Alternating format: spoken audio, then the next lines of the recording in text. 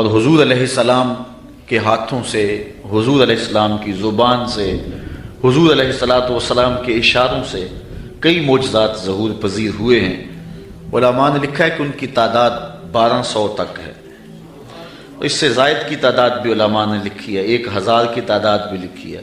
بہرحال حضور علیہ السلام کو اللہ تعالیٰ نے سراپا معجزہ بنایا، جدھر انگلی اٹھتی کائنات اسی طرف ہوتی، قطرے کو سمندر، ذرے کو ستارہ کرتے ہیں، کونین کو خم آ جاتا ہے جب زلف سمارا کرتے ہیں۔ میرے آقا کریم علیہ السلام کے اشاروں پہ پوری کائنات ہے۔ اللہ اکبر، ذرے اس خاک کے تابندہ ستارے ہوں گے جس جگہ آپ نے نالین اتارے ہوں گے۔ ہم تو اس نبی کے چاہنے، اس نبی کے ماننے والے ہیں۔ حضور کا ذکر سن کے اہل ایمان خوش بھی ہوتے ہیں اور ان کے ایمان میں اضافہ بھی ہوتا ہے، اور ان کو ٹھنڈ بھی پڑتی ہے اور ان کی روح بھی رقص کرتی ہے۔ تو آؤ حضور علیہ السلام کے کچھ معجزات آپ تک پہنچاؤں۔ حضرت انس رضی اللہ تعالی عنہ روایت کرتے ہیں، امام بخاری نے اور امام مسلم نے اس حدیث کو اپنی اپنی اسناد کے ساتھ بیان کیا ہے۔ حضرت انس حضور کے خادم خاص ہیں، ویسے سارے صحابہ حضور کے خادم تھے، میں بھی حضور کا نوکر ہوں، آپ بھی حضور کے نوکر ہیں، تو لیکن جب کہا جائے کہ حضور کے خادم کا نام کیا ہے تو نام حضرت انس کا آتا ہے۔ ان کے والد تھے حضرت ابو طلحہ اور والدہ تھی ام سلیم، اور یہ ایسے خوش نصیب لوگ ہیں کہ ان کے بارے میں فرمایا گیا کہ ام سلیم جیسی بیوی کوئی نہیں اور ابو طلحہ جیسا شوہر کوئی نہیں۔ حضور جب ہجرت فرما کے مدینہ تشریف لائے نا تو حضرت انس اس وقت چھوٹی عمر میں تھے، تو حضرت ام سلیم ان کو لے کر کے حضور کی خدمت میں چلی گئیں اور عرض کی حضور یہ گھر کے کام کاج کیا کرے، کوئی گھر کا سودا سلف لانا ہو تو یہ آپ کی نوکری کیا کرے۔ پھر حضور حضرت انس سے بے پناہ محبت کیا کرتے، کبھی انس کہتے، کبھی انیس کہتے، کبھی یا ذل اذنین، او دو کانوں والے، کبھی یوں پیار کرتے۔ کہتے ہیں ایک بوٹی تھی نمکین، تو میں پہاڑوں سے کاٹ کے لاتا تھا اور اپنے ہم عمر بچوں کو دیتا، اس بوٹی کا نام حمزہ تھا۔ حضور نے مجھے ایک دن دیکھا اور فرمایا یا ابا حمزہ، او ابو حمزہ۔ حضور مجھے ابو حمزہ کہہ کے بھی پکارتے، انیس بھی کہتے، انس بھی کہتے، اور مجھے یا ذل اذنین، او دو کانوں والے، یہ کہہ کے بھی پکارتے تھے۔ حضور بڑی محبت کرتے، 10 سال تک انہوں نے حضور کی نوکری کی ہے، اور کہتے ہیں 10 سال میں ایک بار بھی ایسی نہیں آئی کہ حضور نے مجھے جھڑکا ہو، بس مجھے پیار ہی کیا ہے، جو کہ رحمت للعالمین جو ہیں۔ اب حضرت انس اس کو روایت کرتے ہیں، وان انس قال کان النبی صلی اللہ علیہ وسلم عروسا بزینب، کہتے ہیں جس دن حضرت زینب سے حضور کا نکاح ہوا، حضرت انس کے لفظ سنیے، کان النبی صلی اللہ علیہ وسلم عروسا بزینب، جس دن حضور حضرت زینب کے دولہے بنے۔ حضرت انس روایت کرتے ہیں جس دن حضور حضرت زینب کے دولہے بنے، فعامدت امی ام سلیم الی تمر و سمن و عقت، تو میری ماں ام سلیم نے کچھ کھجوریں، کچھ گھی اور کچھ پنیر لے کر اس کا حلوہ تیار کیا، فصنعت حیسن، ایک حلوہ تیار کیا، فجعلتہ فی طور، اور ایک برتن میں ڈال کر کے، فقالت، فرمایا، یا انس اذهب بہذا الی رسول اللہ، یہ حلوہ حضور کی خدمت میں لے جاؤ، یہ حضور کے پاس لے جاؤ۔ اچھا کہتے ہیں کہ فقل، اور ساتھ حضور سے کہنا، بعثت بہذا الیک امی، حضور یہ حلوہ میری ماں نے بھیجا ہے، یہ حلوہ میری ماں نے بھیجا۔ حضرت ابی بن کعب کہتے ہیں کہ میں ایک دن تلاوت کر رہا تھا تو حضور گزرے اور حضور رک کر کے سنتے رہے، بعد میں حضور سے ملاقات ہوئی تو فرمایا، ابی میں گزرا تھا، میں نے تیرا قرآن پڑھنا سنا ہے۔ تو حضرت ابی بن کعب کہنے لگے کہ حضور اگر مجھے پتا ہوتا نا کہ آپ سن رہے ہیں تو میں اور سنوار کے پڑھتا۔ اعلیٰ حضرت اس حدیث کے تحت لکھتے ہیں کہ کسی کو دکھلانے کے لیے پڑھنا ریاکاری ہوتا ہے اور اجر کو ضائع کر دیتا ہے، لیکن حضور کو دکھانے کے لیے اگر کرو تو اجر ضائع نہیں ہوتا، اجر دوہرا ہو جاتا ہے۔ اس لیے حضرت ابی بن کعب نے کہا کہ اگر مجھے پتا ہوتا نا کہ آپ سن رہے ہیں میں اور سنوار کے پڑھتا۔ حضرت انس کی ماں نے کہا کہ حضور کو بتانا کہ یہ میری ماں نے بھیجا ہے، کیونکہ جب حضور کو بتاؤ گے تو حضور دعا دیں گے۔ ایک دن حضور کسی صحابی کے گھر کے دروازے پہ گئے اور آقا کریم کی عادت یہ تھی کہ السلام علیکم کہتے، جا کہا السلام علیکم، وہ دروازے پہ کھڑا تھا، سن لیا حضور آئے ہوں تو پتہ نہ چلا ہو کہ کون آیا ہے۔ اب اس نے منہ کے اندر کہا وعلیکم السلام، آواز کو اونچا نہیں کیا۔ حضور نے پھر کہا السلام علیکم، تو حضور علیہ السلام نے جب کہا تو اس نے پھر جو ہے وہ چپکے سے کہا وعلیکم السلام۔ پھر حضور نے تیسری مرتبہ کہا السلام علیکم، تو اس نے پھر چپکے سے وعلیکم السلام کہا۔ حضور کی عادت تھی 3 مرتبہ کہتے اور پھر واپس چلے جاتے۔ تو حضور واپس پلٹے تو صحابی حضور کے پیچھے بھاگے۔ حضور فرمایا میاں میں نے تو 3 مرتبہ سلام کہا تھا۔ تو حضور کی بارگاہ میں عرض کی حضور میں نے تینوں بار جواب دیا تھا، لیکن میں نے اونچی جواب اس لیے نہیں دیا تھا کہ حضور بار بار سلامتی کی دعا دیتے رہیں۔ اگر میں پہلی مرتبہ ہی وعلیکم السلام کہہ دیتا تو آپ دوسری 2 مرتبہ تو نہ کہتے، تو آپ بار بار مجھے سلامتی کی دعا دیتے رہیں۔ حضرت انس کی ماں نے اس لیے جو ہے وہ اپنے بیٹے کو کہا کہ جا کے بتانا تاکہ حضور دعا دے دیں۔ تو کہا کہ جا حضور سے کہنا کہ حضور یہ میری ماں نے بھیجا ہے، وَهِيَ تُقْرِئُكَ السَّلَامَ، اور حضور وہ آپ کو سلام بھی کہتی تھی، آپ کو سلام بھی کہتی تھی۔ کتنا خوبصورت انداز حضرت انس کی والدہ کا۔ ہمارے یہاں ایک ساتھی ہیں، میں عمرے پہ حاضر ہوا تو میں ایئرپورٹ پہ تھا تو انہوں نے اپنی والدہ سے میری بات کروائی، تو بڑے لوگوں نے کہا وہاں حضور علیہ السلام کی بارگاہ میں ہمارا سلام پیش کرنا، لیکن اماں جی کا انداز اتنا میٹھا تھا اور اتنا پیارا تھا تو مجھے فون پہ کہنے لگے جا کے سرکار نے میرا سلام علیکم دے دینا۔ تو حضرت انس کی ماں نے کہا کہ حضور کی خدمت میں جا کے میرا سلام بھی پیش کرنا اور بتانا کہ یہ انس کی ماں نے بھیجا ہے، اور ساتھ تیسری بات وَتَقُولُ إِنَّ هَذَا لَكَ مِنَّا قَلِيلٌ یا رسول اللہ، اور کہنا حضور یہ ہماری طرف سے تھوڑا سا نذرانہ ہے، قبول کر لو، یہ زیادہ نہیں ہے، یہ بہت تھوڑا سا ہے، اس کو قبول کر لو۔ کہتے ہیں میں حضور کی خدمت میں حاضر ہوا، فَذَهَبْتُ فَقُلْتُ، میں حاضر ہوا، جو ماں نے کہا تھا وہ میں نے کہہ دیا۔ 3 باتیں ماں نے کہی تھی، ایک کہنا کہ حضور میری امی نے بھیجا ہے، دوسرا کہ حضور آپ کو سلام بھی کہتی تھی، اور تیسرا کہ کہتی تھی کہ حضور یہ ہماری جانب سے تھوڑا سا ہے۔ تو حضور کی خدمت میں جا کے میں نے کہہ دیا، فقال داہو، حضور نے فرمایا رکھ دو، ثم قال، پھر کہا اذهب فدع لی فلانا و فلانا و فلانا، پھر فرمایا اٹھو فلاں کو بلا لاؤ، فلاں کو بلا لاؤ، فلاں کو بلا لاؤ، رجالا سماہم، حضور نے بہت سارے لوگوں کے نام بتائے کہ جاؤ فلاں کو بھی بلا کر کے لاؤ، فلاں کو بھی بلا کر کے لاؤ، اور پھر فرمایا وَدْعُ لِي مَنْ لَقِيتَ، اچھا جو بھی ملے اس کو بھی دعوت دے آنا۔ کچھ لوگ نام بنام بتائے کہ ان کو تو جا کے بلا کے لاؤ نا، اور ان کو پیغام میرا دے کے آؤ، اور پھر کرنا راستے کے اندر اگر تمہیں کو ملے تو اسے بھی کہہ دینا کہ تیری حضور کے گھر دعوت ہے۔ اچھا حضرت انس رضی اللہ تعالیٰ عنہ فرماتے ہیں کہ میں چلا، فدعوت من سما ومن لقیت، جو حضور نے نام بتائے تھے میں نے جا کے ان کو بھی کہا، اور جو راستے میں ملا میں نے اسے بھی کہا، اور میاں تجھے حضور بلا رہے ہیں، حضور کے گھر میں تیری دعوت ہے۔ فرجعت فائز البیت غاص باہلہ، کہتے جب میں واپس پلٹا نا تو حضور کا ویڑا لوگوں کے ہجوم سے بھرا ہوا تھا۔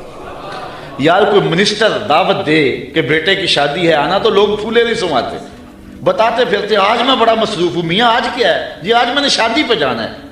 یار جس کو منسٹر بلائے، جس کو MP اور MN بلائے، وہ تو خوشی سے پھولا نہ سمائے کہ آج فلاں گھر میری دعوت ہے، پھر ان کی خوشی کا عالم کیا ہوگا جن کی دعوت محمد عربی کے گھر میں تھی۔ تو کہتے جب واپس پلٹا تو گھر بھرا ہوا تھا لوگوں سے۔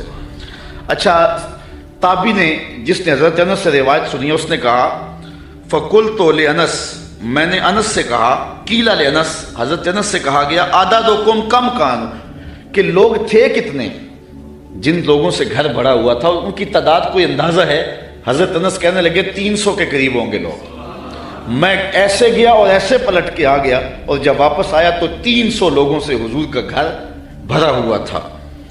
اب آقا کریم علیہ السلام نے فرمایا، حضرت انس کہتے ہیں فرأیت النبی صلی اللہ علیہ وسلم وضع یدہ علی تلک الحیضہ، کہ حضور نے اپنا دست برکت اس پیالے پہ رکھ دیا، اس حلوے پر اپنا دست شفا، دست نور، دست برکت، دست رحمت اس پیالے پر رکھ دیا، اور وتکلم بما شاء اللہ، اور جو اللہ نے چاہا وہ حضور نے پڑھا، ہاتھ رکھا، کھانے کو سامنے رکھا، اور پھر جو اللہ نے چاہا حضور نے وہ تلاوت کی۔ اللہ اکبر۔ اب کوئی ضد کرتا ہے کہ میں سامنے کھانا نہیں رکھنا تو نہ رکھے، اس کی مرضی، لیکن حدیث یہی ہے کہ حضور علیہ السلام نے سامنے رکھا، ہاتھ بھی رکھا اور جو اللہ نے چاہا پڑھا بھی حضور نے۔ اچھا پھر اس کے بعد کیا کیا؟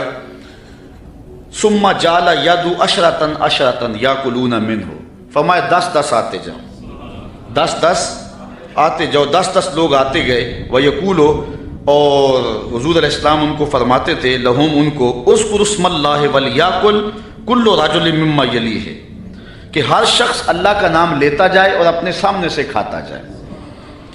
قال فاکلوا حتی شبعوا، کہتے ہیں کہ لوگ کھا گئے حتیٰ کہ رج گئے۔ فخرجت طائفۃ ودخلت طائفہ، ایک گروہ جاتا دوسرا آ جاتا۔ حتی اکلوا کلہم، یہاں تک کہ سب نے ایک پیالے سے کھانا کھا لیا۔ قال لی یا انس ارفع، حضور نے مجھے کہا انس، جب سب لوگ کھا چکے تو حضور فرمایا انس پیالہ اٹھا لو، یہ برتن اٹھا لو۔ فرفعت، کہتے ہیں میں نے وہ برتن اٹھا لیا۔ اب آگے حضرت انس کی سنیے، کہتے ہیں فما ادری ہینا وضعت اکثر ام ہینا رفعت، حضرت انس کہتے ہیں میں فیصلہ نہیں کر سکتا کہ جب میں نے پیالہ رکھا تھا حلوہ اس وقت زیادہ تھا یا جب اٹھایا تھا اس وقت زیادہ تھا۔ حضور علیہ السلام کا ایک اور معجزہ سنیے۔ حضرت ابو ہریرہ رضی اللہ تعالیٰ عنہ روایت کرتے ہیں، ہمارے ادھر ایک مولوی صاحب ہوا کرتے تھے، سیدھے سادھے بھولے بالے، درس نظامی تو نہیں پڑھے تھے لیکن حضور کے ساتھ پیار بڑا رکھتے تھے، اللہ ان کی مغفرت فرمایا، فوت ہو چکے ہیں۔ تو کسی نے ان سے پوچھا کہ حضرت ابو ہریرہ کو ابو ہریرہ کیوں کہتے ہیں؟ حضرت ابو ہریرہ کو ابو ہریرہ کیوں کہتے ہیں؟ تو انہوں نے جواب دیا، کہنے لگے کہ ابو ہریرہ کو ابو ہریرہ اس لیے کہتے ہیں کہ وہ ہر ویلے حضور کے پاس رہتے تھے۔ ابو ہریرہ کو ابو ہریرہ اس لیے کہتے ہیں کہ وہ ہر ویلے حضور کے پاس رہتے۔ اس کا سبب تو اور ہے لیکن چلو آج یہی ترجمہ کر لیتے ہیں کہ حضرت ابو ہریرہ ہر ویلے حضور کے پاس ہی رہتے تھے اور ان کے مقدر کے وہ حضور کے پاس رہتے تھے۔ اچھا، حضرت ابو ہریرہ رضی اللہ تعالی عنہ اصحاب صفہ میں سے ہیں، اسلام کی پہلی یونیورسٹی صفہ اس کے طالب علم ہیں، اور حضور سے بلا تعین اوقات انہوں نے پڑھا ہے، اور آقا کریم نے ان کے سینے کے اندر علم کوٹ کوٹ کے بھر دیے۔ کہتے ہیں میں بہت کچھ سنتا تھا بھول جاتا تھا، پھر ایک نے عرض کی انی اسمع منک حدیثا کثیرا، بہت کچھ سنتا ہوں لیکن یاد نہیں رہتی۔ فرمایا ابسط ردا کا یا ابا ہریرہ، چادر بچھا لو۔ پھر چادر بچھی تو حضور نے یوں کو شے ڈال دی، فرمایا سمیٹو سینے سے لگاؤ۔ کہتے ہیں سینے سے لگایا پھر بھول نہیں سکا۔ حضرت ابو ہریرہ نے حضور علیہ السلام سے کثرت کے ساتھ احادیث امت کو پہنچائی۔ اصحاب صفہ میں تھے، کوئی شخص خدمت کر جاتا، کوئی گھر میں چیز کسی نے تیار کی دے جاتا، کھا لیتے، بھوک بھی کاٹتے۔ کہتے ایک دن ایسا تھا کہ اتنی بھوک لگی کہ کھانے کے لیے کچھ نہ تھا اور میری کمر بھی سیدھی نہیں ہو رہی تھی۔ میں مسجد نبوی کے ایسے زاویے میں جا کے بیٹھ گیا جہاں لوگوں کا گزر ہوتا تھا۔ میرا خیال یہ تھا کوئی گزرتا گزرتا مجھے دیکھے گا اور میرے چہرے پر بھوک اور پیاس کے آثار دیکھے گا تو کوئی میری ضیافت کرے گا اور میری کمر سیدھی ہو جائے گی، لیکن جو بھی آتا سلام لے کے گزر جاتا، کسی نے اس پہ غور نہ کیا۔ خیر حضرت عمر رضی اللہ تعالیٰ عنہ آئے تو میں نے ان سے قرآن مجید کی کسی آیت کے بارے میں پوچھا۔ میرا خیال تھا کہ یہ آیت بھی بتائیں گے اور ساتھ میرے سے ہم کلام بھی ہوں گے اور میرے اندر کی کیفیت جان جائیں گے۔ انہوں نے مجھے آیت بتائی اور جلدی سے چلے گئے۔ میں پھر پریشان، پھر حضرت ابوبکر صدیق رضی اللہ تعالیٰ عنہ آئے، میں نے ان سے بھی کوئی مسئلہ شرعی پوچھا، انہوں نے مسئلہ بتایا اور چلے گئے۔ میں دل میں سوچا کہ میرا مسئلہ تو حل نہ ہوا۔ کہا پھر میں بیٹھا تھا کہ دل و قلب و نگاہ کا مرشد اولین آ گئے، حضور آ گئے۔ میں نے حضور سے بھی کوئی مسئلہ پوچھا، حضور نے میری جانب غور سے دیکھا اور پھر مسکرا پڑے اور کہا ابو ہریرہ بھوک لگی ہوئی ہے؟ میں نے عرض کی حضور مجھے بھوک لگی ہوئی ہے۔ فرمایا میرے پیچھے آ جاؤ۔ حضور علیہ السلام نے اہل خانہ کو کہا کہ کوئی چیز ہے کھانے کے لیے؟ انہوں نے کہا کسی طرف سے دودھ کا ایک پیالہ آیا ہے۔ کہتے کہ میری جان میں جان آئی، لیکن حضور نے فرمایا ابو ہریرہ جو صفہ پہ بیٹھے ہیں ان کو بھی بلا لاؤ۔ صرف ابو ہریرہ رضی اللہ تعالی عنہ سے ہی پیار نہیں ہے، جو باقی خادم ہیں ان سے بھی پیار ہے۔ آقا تو سب کے ہیں نا، وہ بھی بھوک میں تڑپ رہے ہیں، کہا ان کو بھی بلا لاؤ۔ کہتے میں گیا ان کو بلا لایا، پھر حضور نے مجھے پیالہ دیا اور کہا دائیں سے شروع ہو جاؤ۔ میں اس پیالے کو پیش کیا اور ایک شخص سیراب ہو کے پی جاتا ہے، میں نے غور کیا تو ایک قطرہ بھی کم نہیں ہوا تھا۔ مجھے تسلی ہو گئی، میں نے دوسرے کو دیا، تیسرے کو دیا، 70 آدمی دودھ پی گئے اور پیالے میں کمی واقعہ لگتا یہ تھا اللہ نے اس دودھ کا تعلق حوض کوثر کی نہر سے جوڑ دیا تھا۔ کہتے ہیں 70 آدمی دودھ پی گئے۔ پھر حضور فرمایا ابو ہریرہ کون باقی؟ میں نے عرض کی حضور ایک آپ باقی ایک میں باقی۔ تو حضور نے فرمایا ابو ہریرہ پیو۔ کہتے ہیں میں نے پیا۔ فرمایا اور پیو۔ میں نے اور پیا۔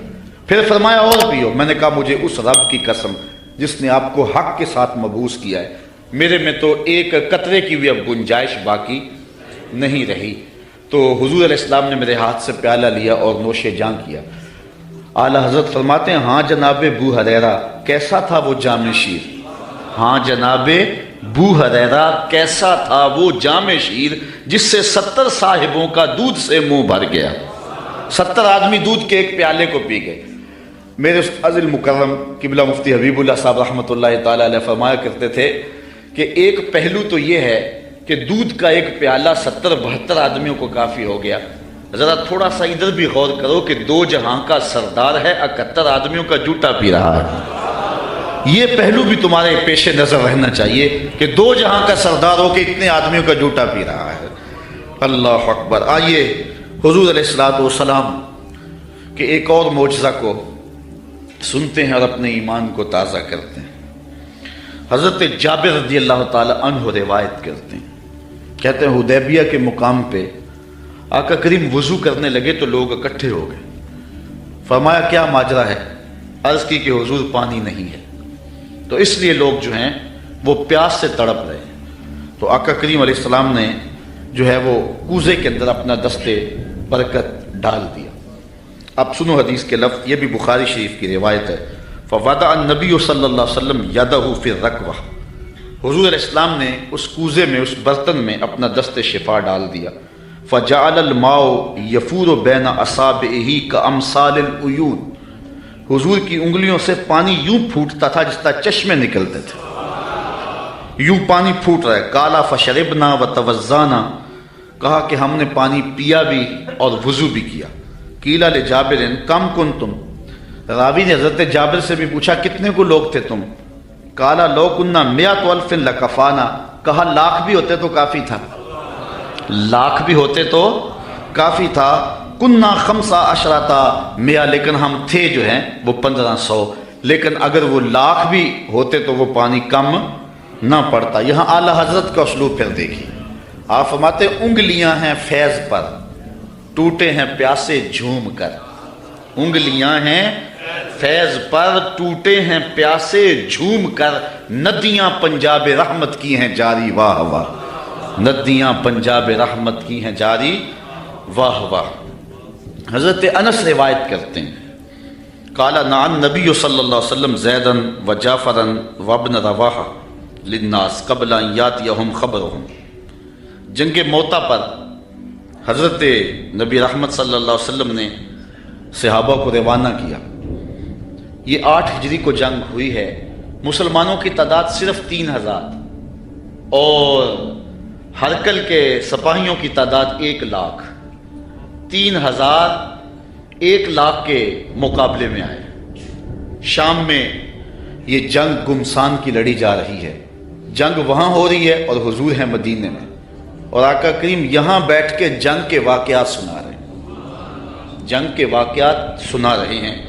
تو حضور نے ارشاد فرمایا کہ اخذ رایۃ زید فاصیب، فرمایا جھنڈا اب حضرت زید نے پکڑ لیا، جھنڈا لشکر اسلام کا حضرت زید نے پکڑا ہے۔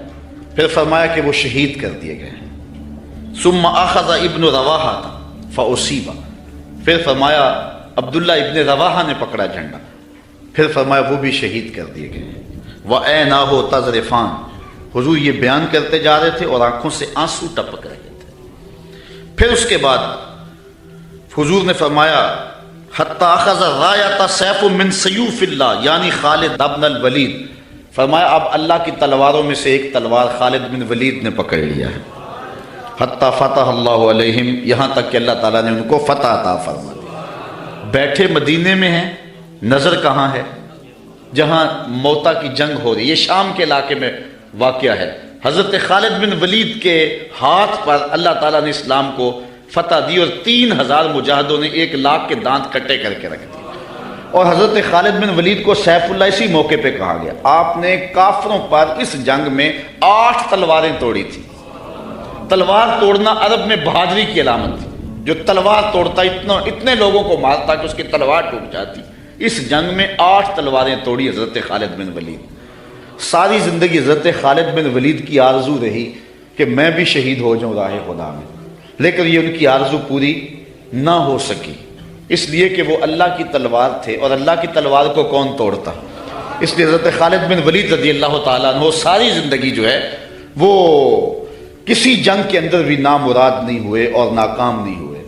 ایک موقع پر جبلہ بن احم کے مقابلے میں حضرت خالد بن ولید تھے. اس معاملے میں مسلمانوں کی پسپائی ہوئی.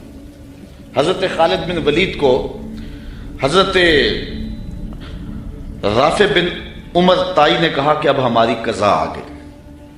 ان کا ایک افسر انہوں نے مارا اور انہوں نے یک بارگی حملہ کر دیا. مسلمانوں کی تعداد تھوڑی تھی. حضرت رافع بن عمر تائی نے کہا کہ اب ہماری موت آ گئی، اب ہماری قضا آ گئی. حضرت خالد بن ولید نے کہا کہ واقعی مجھے بھی یوں ہی لگتا ہے، چونکہ میں کسی جنگ میں ناکام نہیں ہوا اور پسپا نہیں ہوا، لیکن آج ہم پسپا ہو رہے ہیں. اس کی ایک وجہ ہے کہ حضور علیہ السلام کے مبارک بال میرے پاس تھے اور میں ٹوپی میں سیے ہوئے تھے اور ہر جنگ میں میرے ساتھ ہوتے تھے. آج میں ٹوپی گھر بھول آیا اور یہ مصیبت جو ہمارے اوپر پڑی ہے اس لیے کہ میرے پاس آج وہ حضور علیہ السلام کے معجز نما بال جو ہیں آج وہ موجود نہیں ہیں. لیکن بندہ مٹ نہ جائے آقا پہ تو وہ بندہ کیا ہے. بے خبر ہو جو غلاموں سے وہ آقا کیا ہے. دور طیبہ سے جب بھی میں تڑپا کبھی ان کو حالات کی سب خبر ہو گئی. حضور حضرت ابو عبیدہ کو خواب میں ملے اور فرمایا خالد پہ مشکل بنی اور تم یہاں سو رہے ہو. وہ فوراً اٹھے اور اعلان کروا دیا، کہا جلدی تیار ہو جاؤ، حضرت خالد کی مدد کو پہنچنا ہے. راتوں رات لشکر تیار ہوا اور حضرت خالد بن ولید رضی اللہ تعالی عنہ کی مدد کے لیے لشکر چل پڑا. انہوں نے دیکھا کہ ایک نقاب پوش سوار ہے جو لشکر سے ہٹ کر کے چل رہا ہے. امیر لشکر نے کہا کہ ذرا اس شخص کو دیکھو یہ کون ہے، کوئی جاسوس نہ ہو. جب مجاہد اس کے پاس گئے اس نے کہا کہ پیچھے ہٹ جاؤ، میں کوئی غیر نہیں ہوں، میں حضرت خالد بن ولید کی بیوی ہوں. جب حضرت ابو عبیدہ نے اعلان کروایا نا کہ تیار ہو جاؤ کہ خالد پہ مشکل آ گئی ہے، تو میں نے سوچا کہ اللہ کے شیر پہ کبھی مشکل آئی تو تھی نہیں، یہ کیا ہو گیا. تو میں نے غور کیا تو ان کی ٹوپی گھر رہ گئی تھی. تو میں نے ٹوپی لی، میں ان کو ٹوپی دینے جا رہی. لشکر کے ساتھ ساتھ حضرت خالد بن ولید کی اہلیہ بھی چلتی رہی. حضرت خالد بن ولید ادھر محاذ پہ ڈٹے ہوئے. اچانک حضرت خالد بن ولید کیا دیکھتے ہیں کہ ایک جانب سے اللہ اکبر کی آواز آئی اور 5-6 مجاہد ہیں جو دشمن کے لشکر کو پیچھے دھکیل رہے ہیں اور اس میں ایک نقاب پوش مجاہد بھی ہے. حضرت خالد بن ولید نے گھوڑے کو ایڑ لگائی اور جا کے اس کے قریب کھڑے ہو گئے. کہا جوان مجاہد تو کون ہے کہ لشکر کے جو ہے پشتے کاٹ رہا ہے. اس نے تھوڑا سا نقاب سرکا کے کہا آنا زوجتو کا ام تمیم، میں تمہاری بیوی ام تمیم ہوں اور تم حضور کے بالوں والی ٹوپی بھول آئے تھے، میں وہ تمہیں دینے آئی ہوں. تو انہوں نے وہ ٹوپی ان کو پیش کی تو اللہ نے اسی دن حضرت خالد بن ولید کو فتح عطا فرمایا. یہ حضور علیہ السلام کے منہ مبارک کا موقع. حضرت سلمان فارسی رضی اللہ تعالی عنہ نے 350 سال زندگی پائی. ایک روایت کے مطابق 250 سال اور دوسری روایت کے مطابق 350 سال زندگی پائی. کہتے ہیں کہ میں ایک پادری کی خدمت کرتا رہا. جب اس کا آخری وقت آیا اس نے مجھے کہا کہ تو نے میری بڑی نوکری کی ہے اور بڑی خدمت کی ہے، تو اب میں جا رہا ہوں، لیکن اب تو چلا جا غموریہ اور وہاں کا ایک راہب ہے جو کتاب اللہ کو صحیح جاننے والا ہے، اس کی خدمت کا تجھے کچھ مل جائے گا. کہتے میں نے اس کی وفات کے بعد تدفین کی اور پھر غموریہ کے اس راہب کے پاس پہنچا. ساری زندگی میں نے اس کی نوکری کی. جب وہ فوت ہونے لگا تو اس نے مجھے کہا کہ اب میں اس دنیا سے جا رہا ہوں، تو نے بہت زیادہ میری خدمت کی، میں تجھے ایک پتے کی بات بتاؤں. اب تو چلا جا مدینے میں، یثرب میں، یہ نبی آخر الزمان کی ہجرت گاہ ہوگا اور وہاں جا کے اس کا انتظار کر، اب وہ آنے والے، ان کے آنے کا وقت بالکل قریب آ گیا۔ کہتے میں نے اس کو کہا کہ مجھے کیسے پتہ چلے گا کہ یہ نبی ہے؟ کوئی شخص بھی تو دعویٰ کر سکتا ہے۔ کہا 3 نشانیاں ہوں گی۔ ایک تو یہ ہے کہ صدقہ قبول نہیں کرے گا، دوسری نشانی ہدیہ قبول کرے گا، تیسرا 2 کندھوں کے درمیان مہر نبوت ہوگی۔ کہتے میں نے وہاں سے رخت سفر باندھا، راستے میں ایک قافلے کو کہا کہ تم مجھے اپنے ساتھ لے جاؤ۔ انہوں نے مجھے تنہا سمجھ کے مجھے گرفتار کر لیا اور مدینے کے قریب آ کے ایک یہودی کے ہاتھوں مجھے فروخت کر دیا۔ میں نے کہا مجھے غلامی بھی قبول ہے، کبھی عرش پر کبھی فرش پر، کبھی ان کے در کبھی در بدر، غم عاشقی تیرا شکریہ میں کہاں کہاں سے گزر گیا۔ کہتے ہیں ایک دن میں اس یہودی کے باغ میں کام کر رہا تھا اور کھجوریں توڑ رہا تھا کہ مدینے کی گلیوں میں طلع البدر علینا کی آوازیں آنے لگی۔ چھلانگ لگائی اور دوڑ لگا دی۔ یہودی نے سمجھا کہ میرا غلام بھاگ گیا، اس نے بھاگ کر کے پکڑ لیا۔ حضرت سلمان فارسی کہنے لگے کہ میاں میرا جسم تیرا ہی غلام ہے لیکن دل کسی اور کا ہے۔ تو پھر میں حضور کی خدمت میں کچھ کھجوریں پیش کی تو فرمایا ہم نبی ہیں، ہم صدقہ نہیں لیا کرتے۔ میں نے کہا حضور صدقہ نہیں ہے، ہدیہ ہے، تو حضور نے قبول فرما لیا۔ 2 نشانیاں پوری ہو گئیں، اب تیسری نشانی کا انتظار ہے۔ حضور مہر نبوت کو چھپا کر کے رکھتے تھے، میں طاق میں رہتا تھا۔ ایک دن ایک جنازے میں حضور تشریف لائے، میں تھوڑا سا حضور کے پیچھے ہوا تو آقا کریم علیہ السلام نے اپنی چادر مہر نبوت سے ہٹا دی۔ فَأَلْقَى إِلَيَّ رِدَاءَهُ، اپنی چادر میری جانب پھینک دی۔ وَقَالَ انظر إِلَى مَا أُمِرْتَ بِهِ، جو تجھے بتایا گیا دیکھ لے، جو ڈھونڈ رہا ہے وہ دیکھ لے۔ فَرَأَيْتُ الْخَاتِمَ بَيْنَ كَتِفَيْهِ مِثْلَ بَيْضَةِ الْحَمَامَةِ، تو پھر میں نے حضور کے 2 کندھوں کے درمیان کبوتر کے انڈے کے برابر حضور کی مہر نبوت دیکھ لی اور ایمان کی دولت سے مالا مال ہو گئے۔ آقا کریم جب ہجرت مدینہ کے لیے رخت سفر باندھتے ہیں، راستے میں آتکا بنت خلف بن معبد نامی ایک خاتون کا گھر آیا۔ حضور وہاں رک کر کے ان کو کہا کہ اگر تمہارے پاس ہماری خدمت کے لیے کچھ ہے تو ہمیں پیش کرو۔ بھوک اور پیاس آقا کریم نے محسوس کی، حضور کے جو ساتھی بھی تھے۔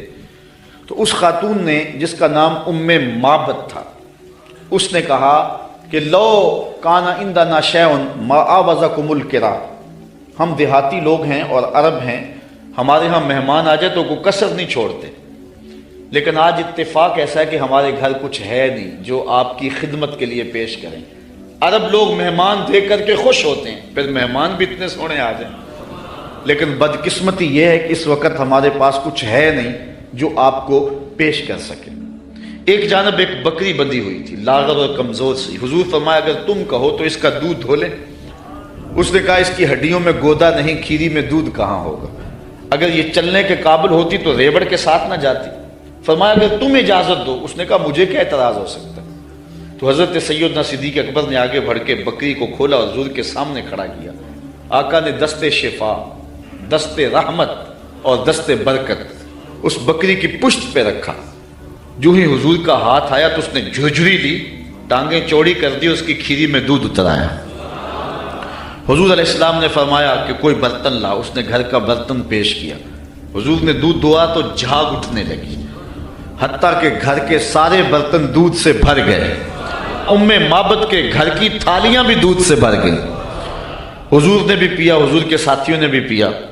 معبد اور گھر میں اس کا ایک بچہ تھا اس کے پاس، اس نے بھی دودھ پیا۔ حضور علیہ السلام نے دعائے برکت دی اور چلے گئے۔ معبد کو حضور کا پتہ پوچھنا یاد نہ رہا، بس حضور کے حسن اور جمال میں کھو گئی اور پوچھنا یاد نہ رہا کون ہو، کدھر سے آئے ہو، نام کیا ہے۔ شام کو جب معبد بکریوں کا ریوڑ لے کر کے واپس پلٹا، اس نے کچی کلی پہ نور برستے دیکھا، انوار اترتے دیکھے۔ ایک بار وہ جدھر سے گزرے ہیں نصیر، ایک بار وہ جدھر سے گزرے ہیں نصیر، 1000 بار ادھر سے بہار گزری۔ نشور وحدی کا لہجہ دیکھیں، اس نے کہا چند لمحوں کے لیے ٹھہرے تھے تم جس پیڑ کے نیچے، چند لمحوں کے لیے ٹھہرے تھے تم جس پیڑ کے نیچے، سنا ہے آج تک اس پیڑ کا سایہ مہکتا ہے۔ آج تک اس درخت کے سائے سے بھی خوشبو آتی ہے جس درخت کے سائے میں چند لمحوں کے لیے آپ رکے تھے۔ ام معبد کا شوہر ابو معبد کہتا ہے کہ کیا ماجرا ہے، آج ہمارے گھر میں یہ جو رونق ہے اور یہ جو تازگی ہے اور یہ انوار اتر رہے ہیں، کیا ماجرا ہے؟ تو ام معبد کو حضور کا نام تو پوچھنا یاد نہیں رہا، اس نے اپنے طور پہ حضور کا نام رکھ لیا۔ اس نے کہا آج ہمارے گھر میں مبارک آیا تھا، آج ہمارے گھر میں مبارک آیا تھا۔ ابو معبد پوچھتا ہے کہ مبارک کیسا تھا جو سارے گھر کو روشن کر گیا، وہ کیسا تھا؟ تو ام معبد تاصف رسول اللہ صلی اللہ علیہ وسلم، ام معبد حضور کا حلیہ بیان کرتی، کہتی ہے فقالت رأیت رجلا ظاہر الوضاحت، میں نے ایک ایسا شخص دیکھا ہے کہ جس کا رنگ نکھرا ہوا تھا، جس کا چہرہ چمک رہا تھا۔ حضور علیہ السلام کے رنگ کے بارے میں یہ بھی حدیث آتی ہے اظہر اللون، حضور کا رنگ جو ہے بالکل واضح اور چمکدار تھا۔ ابیض کے لفظ بھی آتے ہیں۔ ام معبد کہتی ہے رأیت رجلا ظاہر الوضاحت، میں نے ایک ایسا شخص دیکھا جس کا رنگ نکھرا ہوا تھا۔ اللہ اکبر، حدیث بہت طویل ہے۔ کسیم وسیم وفی عینیہ داج وفی اشفارہ وطف وفی صوتہ سہل احول اکحل ازج اکران وفی عنقہ سطع وفی لحیتہ کساسہ۔ کہا کیا بتاؤں، رنگ سونا تھا، ابرو ملے ہوئے تھے، پلکیں لمبی تھی، آنکھیں سرمگی تھی، گردن سراہی جیسی تھی، ہاتھ خوبصورت تھے، خاموش ہوتے تو پھر بھی وقار ہوتا۔ لیکن میں ام معبد کا صرف ایک جملہ آپ کی نظر کرنا چاہ رہا ہوں۔ ہزارہا مصنفین، نثر نگار اور شعراء اور ادبا کے سارے ادب پارے اور ساری نثر نگاریاں اور ساری انشاء پردازیاں اس کے ان دو جملوں پہ قربان۔ ام معبد نے کیا کہا، میرے شوہر میں کیا بتاؤں کہ وہ مبارک کیسا تھا، میں کیا بتاؤں وہ مبارک کیسا تھا، بس اتنی بات سن لو۔ ابہ الناس وَأَجْمَلَهُ مِنْ بَعِيدٍ وَأَحْسَنَهُ مِنْ قَرِيبٍ، وہ اتنا سونا تھا جب کوئی اس کو دور سے دیکھتا تو سونا نظر آتا، قریب آ کے دیکھتا تو اور سونا نظر آتا۔ یہ دو جملے اس کے دیکھیے، دور سے کوئی دیکھے تو پھر بھی سونا، قریب آئے تو پھر بھی۔ کچھ لوگ دور سے بھلے لگتے ہیں، قریب آئیں تو نقوش میں وہ کشش نہیں ہوتی ہیں۔ کچھ لوگ قریب سے سونے، دور سے دھندلے ہو جاتے ہیں۔ لیکن کہا وہ اتنا سونا تھا، دور تھا پھر بھی سونا لگتا تھا، قریب آیا تو پھر بھی۔ اچھا، یہاں اس نے حضور کی سیرت بھی بیان کی ہے۔ کچھ لوگ دور سے اچھے لگتے ہیں، قریب آ کے اچھے، دور سے اچھے لیکن رشتہ داری کر کے دیکھو تو اچھے نہیں ہیں، کاروبار کر کے دیکھو تو اچھے نہیں ہیں، دوستی لگا کے دیکھو تو اچھے نہیں ہیں، سفر کر کے دیکھو تو اچھے نہیں ہیں۔ وہ کیا، کسی نے کہا اس کے لہجے میں یوں تو برف تھی لیکن جو چھو کے دیکھا تو ہاتھ جل گئے۔ کچھ لوگ دور سے سہانے سہانے، قریب آئیں تو کان پھٹیں ڈھول کی طرح۔ لیکن اس نے حضور کی صورت بھی بیان کی اور ان جملوں میں حضور کی سیرت بھی بیان کی۔ کہا وہ اتنا سونا تھا، دور تھا تو پھر بھی سونا لگتا تھا، قریب آ گیا تو پھر بھی سونا لگتا تھا۔ دور تھا تو نظریں جھکی ہوئی تھی، قریب آیا تو حیا کے پہرے تھے۔ عجیب حسن تھا، عجیب رنگ تھا، دور سے بھی سونا لگتا تھا، قریب سے بھی سونا لگتا تھا۔ اچھا، ایک ترجمہ اس کا میں نے بھی کیا ہے، اگر آپ کا ذوق ہو سلامت۔ اس نے کہا کہ کیا بتاؤں، دور سے بھی سونا اور قریب سے بھی سونا۔ تو میرے ذہن میں اس کا مفہوم ایک یہ بھی آیا ہے، مفہوم وہی ہے لیکن ایک یہ بھی آیا ہے، اور آپ اس کی تائید کریں گے، علماء تشریف فرما ہے، شفقت فرمائیں گے۔ تو اس نے کہا کہ میں کیا بتاؤں وہ کتنا سونا تھا، دور تھا تو سونا لگتا تھا، قریب آیا تو اور سونا لگتا تھا۔ تو میں کہتا ہوں کہ حضور دور سے بھی سونے اور قریب سے بھی۔ جنہوں نے قریب سے دیکھا نا، انہوں نے کہا کل قمر لیلۃ البدر لم ارا قبلہ ولا بعدہ مثلہ۔ کیا پوچھتے ہو، 14ویں رات کا چمکتا ہوا چاند تھے حضور، حضور جیسا نہ پہلے دیکھا نہ بعد میں دیکھا۔ یہ کس نے کہا؟ حضرت ابو ہریرہ نے، جس نے پاس کھڑے ہو کر کے دیکھا۔ جس نے قریب سے دیکھا اس نے کہا کل قمر لیلۃ البدر، اور جس نے 13 صدیوں کے فاصلے پہ کھڑے ہو کے دیکھا اس نے کہا مکھ چند بدر شاہ شانی، متھے چمک دی لاٹ، کالی زلفت اکھ مستانی ہے، مخمور رکھی ہند مد بری۔ جس نے قریب کھڑے ہو کے دیکھا اس نے کہا کہ چاند چڑھا ہوا تھا اور حضور لال دھاری دار یمنی چادر اوڑھ کے آرام کر رہے تھے۔ حضرت جابر بن سمرہ کہتے ہیں کبھی اسے دیکھوں کبھی انہیں دیکھوں، فائزہ ہوا اندی احسن من القمر، پھر میں نے فیصلہ کیا نہیں حضور سونے ہیں۔ جس نے قریب سے دیکھا اس نے کہا کہ چاند سے حضور سونے ہیں، اور جو 13 صدیوں کے فاصلے پہ کھڑے ہو کے بریلی سے دیکھتا رہا، اس نے کہا خورشید تھا کس زور پر، کیا بھڑ کے چمکا تھا قمر، بے پردہ جب وہ رخ ہوا یہ بھی نہیں وہ بھی نہیں۔ جس نے قریب سے دیکھا اس نے کہا کان رسول اللہ صلی اللہ علیہ وسلم افلج الثنیتین اذا تکلم رویا کالنور یخرج من بین ثنایاہ، کہ حضور کے سامنے والے دانتوں میں ہلکا سا سوراخ تھا اور حضور جب بولتے تھے نور کی کرنیں چھن چھن کے نکلتی تھی۔ یہ حضرت عبداللہ ابن عباس نے کہا جو پاس کھڑے تھے اور جو 14 صدیوں کے فاصلے پہ کھڑا تھا، اس نے کہا تو اجے میرا یار نہیں ڈٹھا، جنوں ویکھ کے چند شرم آوے، ادھی راتی دن چڑھ جاوے، جیو رخ تو نقاب اٹھاوے، تے جے او نکلے سیر کرن نو سارا گلشن سیس نواوے، آتے دھرتی لف لف جاوے، جے ہاتھ پھلاں وچ رکھدا ہاتھ پھلاں تو ود جاوے، نین نشیلے مست رسیلے وچ سونا کجل سہاوے، اکھ اگڑے تے انج پیا جاپے جویں میں خانہ کھل جاوے، تے جے او کھولے پیچ زلف دے اتے راہی راہ پل جاوے، توبہ توبہ حسن سجن دا چال نہ چلی جاوے، بجلی ڈردی لشک نہ مارے مطا بے ادبی ہو جاوے، علم خدا نے اینا دتا عقلاں وچ نہ آوے، عقل خدا نے اینی دتی علماں وچ نہ آئے، کیے جاز نظر وچ او دی جو آوے وک جاوے، خلق او دے نے مول ہی دنیا کوئی ورلا ہی جان بچاوے، آزم ایڈا سونا ماہی سنو کدرے نظر نہ آوے۔ جنہوں نے قریب سے دیکھا انہوں نے بھی کہا سونا، جنہوں نے قریب سے دیکھا انہوں نے بھی کہا سونا، اور جنہوں نے دور سے دیکھا انہوں نے بھی کہا سونا۔ جنہوں نے قریب سے دیکھا اس کا نام محمد بن مسلمہ تھا، اس نے کہا اگر ٹیڑھی نظر سے دیکھا نا میرے رسول کو آنکھیں توڑ دوں گا۔ یہ جس نے قریب کھڑے ہو کے دیکھا، اور جو 13 صدیوں کے بعد کھڑے ہو کے دیکھتا رہا اس کا نام غازی علم الدین تھا، اس نے کہا ٹکڑے کر دوں گا راجپال اگر ٹیڑھی نگاہ سے دیکھا میرے رسول کو۔ جس نے قریب کھڑے ہو کے دیکھا اس کا نام عمر بن خطاب تھا، اور جو 14 صدیوں کے فاصلے پہ کھڑا تھا اس کا نام عامر چیمہ تھا۔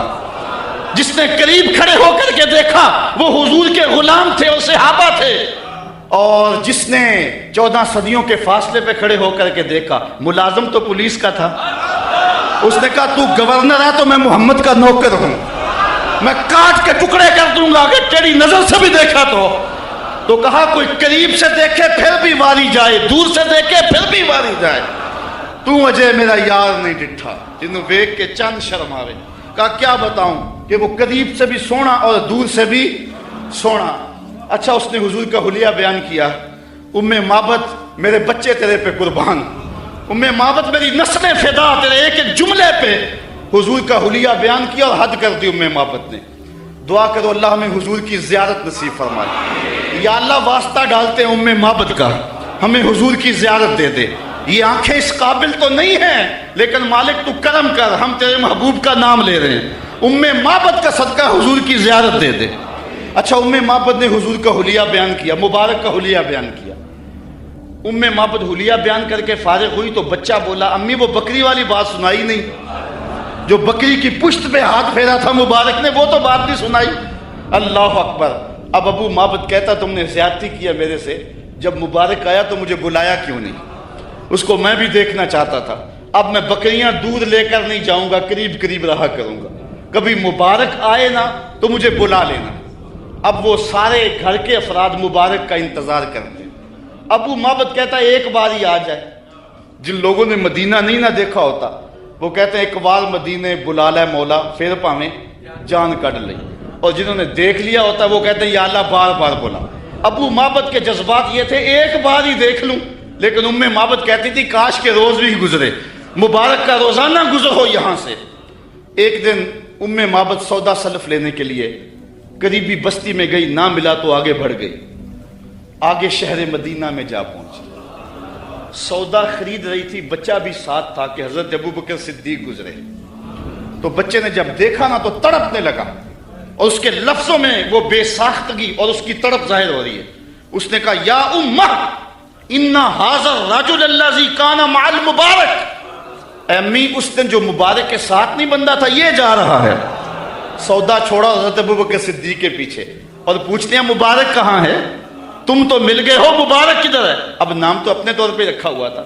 حضرت ابوبکر صدیق فرمایا کس مبارک کو ڈھونڈ رہی ہو؟ کہا وہی جس نے بکری کی پشت پہ ہاتھ پھیرا تھا۔ کہا آؤ تمہیں مبارک کے ڈیرے پہ لے چلو۔ حضور صحن مسجد نبوی میں بیٹھے ہوئے تھے۔ جب بچے نے دیکھا تو پھر چیخا اور کہا امی وہ دیکھو مبارک بیٹھا ہوا۔ یہ حضور کے قدموں میں بیٹھ گئی اور برکت لوٹی۔ حضور نے اسلام دیا، انہوں نے قبول کیا، واپس پلٹے، گھر آئے۔ شام کو ابو معبد کے واپس آنے کا جب وقت ہوا نا تو ماں کہتی تھی بیٹے تو خاموش رہنا، میں بتاؤں گی تمہارے باپ کو۔ بیٹا کہتا نہیں امی، مبارک کے ساتھی کو میں نے دیکھا تھا، اس لیے میں نے بتانا ابو کہ ہم مبارک کو دیکھ آئے ہیں۔ شام کو جب ابو معبد آیا نا، یہ دونوں بتانے لگے، وہ پہلے ہی بول پڑا، کہا گھر پھر چمک رہا ہے، مبارک پھر آیا تھا؟ انہوں نے کہا مبارک تو نہیں آیا، ہم اس کا ڈیرا دیکھ آئے ہیں۔ کہا کدھر رہتا ہے؟ کہا جسے دنیا محمد کہتی ہے وہی تو مبارک ہے۔ پھر اگلے دن ابو معبد بھی حضور کے قدموں میں بیٹھا ہوا تھا۔